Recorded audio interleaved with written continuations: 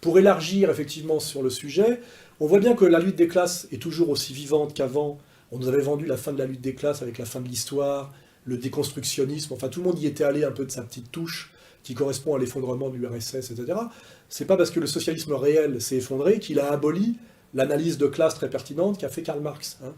On voit très bien que la lutte des classes est plus vivace que jamais, puisque la violence sociale est plus vivante que jamais, les richesses sont plus que jamais mal partagées, comme l'explique très bien Todd, et comme s'en réjouit profondément pour des raisons confessionnelles Monsieur Attali. Hein. Mais il faut aujourd'hui réactualiser la lutte des classes. On voit bien qu'aujourd'hui, nous avons une lutte des classes mondiale entre des prédateurs nomades et des sédentaires productifs. Et là, nous sommes bien dans un combat de sédentaires productifs contre nomades prédateurs.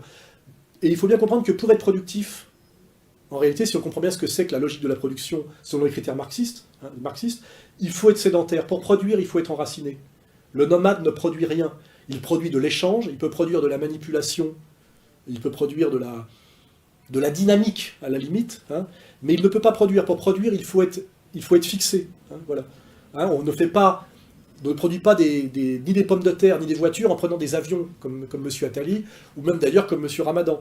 Et nous sommes bien dans une logique, là, aujourd'hui, de ce qu'on appelle finalement le pouvoir de la communauté internationale, qui sont les gens qui appartiennent à la communauté de ceux qui existent à l'international, c'est-à-dire les déracinés cosmopolites du haut, c'est-à-dire l'hyperclasse. Et eux sont intrinsèquement les bénéficiaires de la lutte des classes, ceux finalement qui instillent aujourd'hui l'oppression de classe,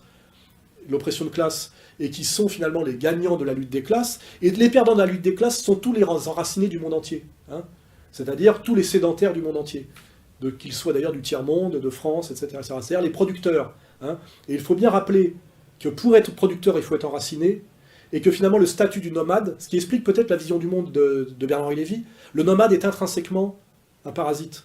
Hein, intrinsèquement un parasite, au sens marxiste du terme, c'est-à-dire c'est un non productif. Hein.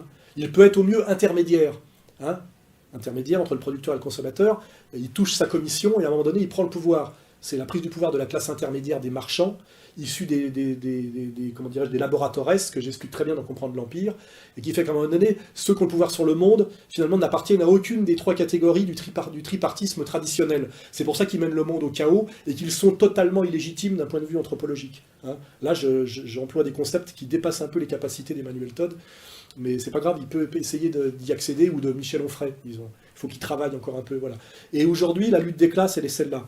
C'est la lutte des classes au niveau mondial, des prédateurs nomades, qu'on peut appeler aussi cosmopolites, contre les producteurs sédentaires. Hein. Et en général, il y a une solidarité universaliste des producteurs sédentaires contre une solidarité de ce tout petit nombre de prédateurs nomades qu'on appelle aujourd'hui la mentalité cosmopolite, qu'on appelle la communauté internationale. Hein, c'est-à-dire quand on dit la réaction de la communauté internationale, les intérêts de la communauté internationale, il faut le prendre au sens littéral du terme. Quelle est la communauté internationale? Quelle est la communauté qui incarne l'international? Quelle est la communauté qui est présente, elle et elle seule, à l'international, c'est-à-dire présente dans tous les pays, et qui est systématiquement, non pas du côté des producteurs, mais au niveau de la superstructure, c'est-à-dire, on va le dire, des exploitants, des parasites, ou peut-être au mieux des dynamiseurs d'économie, quand on peut leur trouver à la marge un intérêt sur le plan de la production.